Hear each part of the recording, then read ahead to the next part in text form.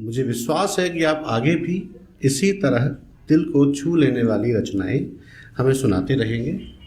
आपके पत्र की प्रतीक्षा में आपका पोस्ट बॉक्स नंबर 1982। अच्छा, ये पोस्ट बॉक्स नंबर 1982 ने अपना नाम नहीं लिखा था।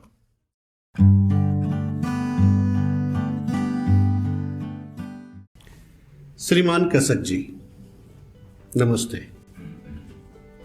आशा करता हूं कि आप और आपका परिवार परमात्मा की असीम अनुकंपा के साथ सुख और समृद्धि से जीवन यापन कर रहे होंगे। मैं आपकी रचनाओं का बहुत बड़ा प्रशंसक हूं और आपकी सारी रचनाएं पढ़ी, सुनी और देखी हैं। आप बहुत अच्छा लिखते हैं और उतनी ही गहराई से उसे दुनिया के सामने रखते भी हैं। बहुत दिनों से सोच रहा था कि आपसे वार्तालाप की जाए, पर उलझन में था कि कैसे। फिर हमारे गूगल बाबा ने इस मसले का हल दिया और आपका पता मिल गया। हालांकि आपका फ़ोन नंबर और ईमेल आईडी भी थी, पर तब लगा कि आप लेखक हैं तो शायद चिट्ठी को ज़्यादा तवज्जो देंगे।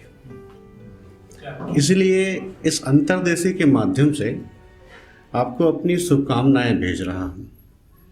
मुझे विश्वास है कि आप आगे भी इसी तरह दिल को छू लेने वाली रचनाएं हमें सुनाते रहेंगे। आपके पत्र की प्रतीक्षा में आपका पोस्ट बॉक्स नंबर 1982। अच्छा, ये पोस्ट बॉक्स नंबर 1982 ने अपना नाम नहीं लिखा था, सिर्फ ये पोस्ट बॉक्स था। अभी पहली चिट्ठी थी तो मैंने ज़्यादा तवज्जो नहीं दी, खुश हुआ था, पर ठीक है, चिट्ठी को अपनी दराज में कहीं रख दिया। पर ये चिट्ठी बार बार उस दराज से निकल कर कभी किसी घरोंदे से, किसी दीवार से, किसी खोपचे से, कहीं से भी बाहर निकल आती थी और बाहर निकल के मेरे दिल के दरवाजे पे बार बार दस्तक दे रही थी। पर मैं इसकी आहट को अनसुना कर रहा था कि तभी दरवाजे पे डोरबेल बजी। खरे साहब हैं। ये बूढ़े हो चले पोस्ट ऑफिस के एक बुजुर्ग से पोस्ट मास्टर थे, जो मेरे लिए फिर एक चिट्ठी लाए थे। दूसरी चिट्ठी पढ़ते हैं। चिट्ठी कुछ यूं थी। श्रीमान कसक जी, नमस्ते। प्रभु आपकी सारी महत्वाकांक्षाएं पूरी करें। शायद आपको मेरी पहली चिट्ठी नहीं मिली, इसलिए दूसरी लिख रहा हूं।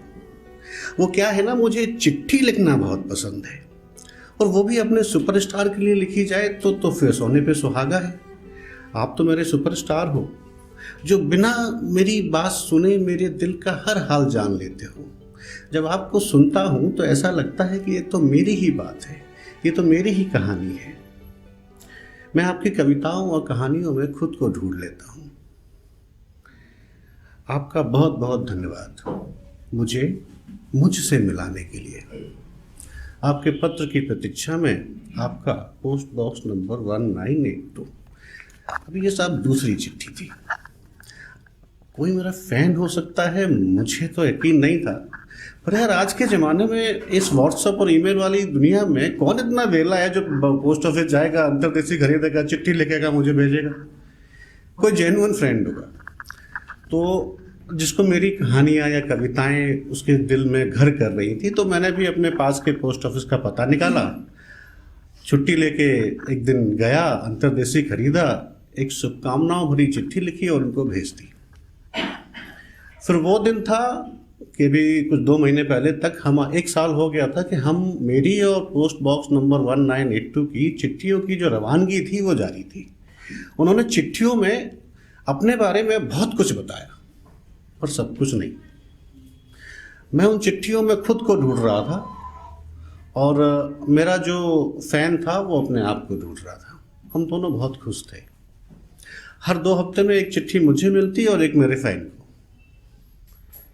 और ये क्या था, करीब 2 महीने हो चुके थे, अब तक कोई चिट्ठी नहीं आई थी। मैं बहुत बेचैन था, सोच रहा था, सुकून मेरा कहीं गायब था कि आखिर क्या हुआ होगा। 2 महीने से कोई चिट्ठी नहीं आई। तभी डोरबेल बजी। वही बूढ़े हो चले पोस्ट ऑफिस के एक बुजुर्ग से पोस्ट मास्टर। खरे साहब हैं। मैंने आओ देखा ना ताओ, बस वहीं गेट पर चिट्ठी खोली और पढ़ने लगा। चिट्ठी कुछ यूं थी। श्रीमान कसक जी, बहुत दिनों से आपको पत्र नहीं लिखा, उसके लिए माफ़ी चाहता हूँ। वो क्या है ना, घर के कामकाज में थोड़ा व्यस्त हो गया था, अकेला जो रहता हूँ।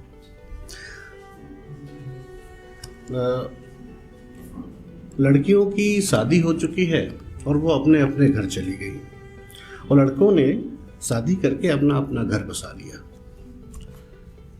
मैं भी, वो सब अपनी अपनी ज़िंदगी में खुश हैं। अच्छा, मैं भी अपनी ज़िंदगी में खुश था करीब 2 महीने पहले तक, जब तक मेरा पहला और आखिरी प्यार मेरे साथ था, मेरी धर्मपत्नी। हालांकि हम दोनों के बीच हिंदुस्तान और पाकिस्तान का हमेशा युद्ध चला रहता था, पर हम शाम को किचन नुमा बॉर्डर में बैठकर चाय साथ में पीते थे। अभी करीब 2 महीने पहले वो मुझे छोड़ के गई है। अभी इमोशनल है यार, मुझे थोड़ा सा ना थोड़ा सुरूर आ रहा है। तो आज करीब 2 महीने पहले वो मुझे छोड़ के गई है। अरे मैं कहाँ अपनी बात लेके आपसे बैठ गया, आज 2 महीने बाद फिर आपको सुना तो एक दोस्त की याद आ गई। उसकी आवाज़ भी बिल्कुल आपके जैसी ही है। जब भी आपको सुनता हूँ तो लगता है कि मेरा दोस्त मुझसे बातें कर रहा है। आप शायद उन्हें जानते होंगे, वो भी एक कवि है और कविताएं लिखते हैं। मैं उनको भी सुनता हूँ, आपको भी सुनता हूँ, बिल्कुल एक जैसी आवाज।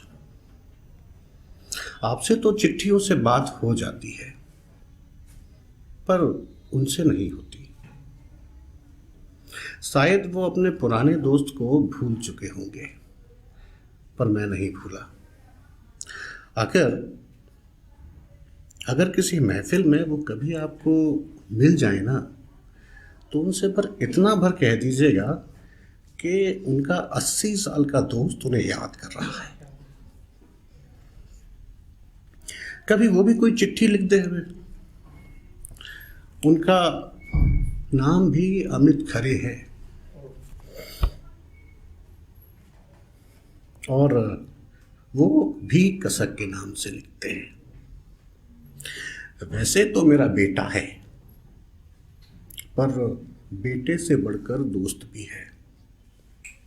कसक से तो बात हो जाती है, पर अपने बेटे से, अपने दोस्त से बात नहीं हो पाती। बहुत व्यस्त रहता है। उससे कहिएगा कि थोड़ा समय निकाल कर मुझे भी बात कर ले। क्या पता कल मेरे पास समय ही ना बचे आपके पत्र की प्रतीक्षा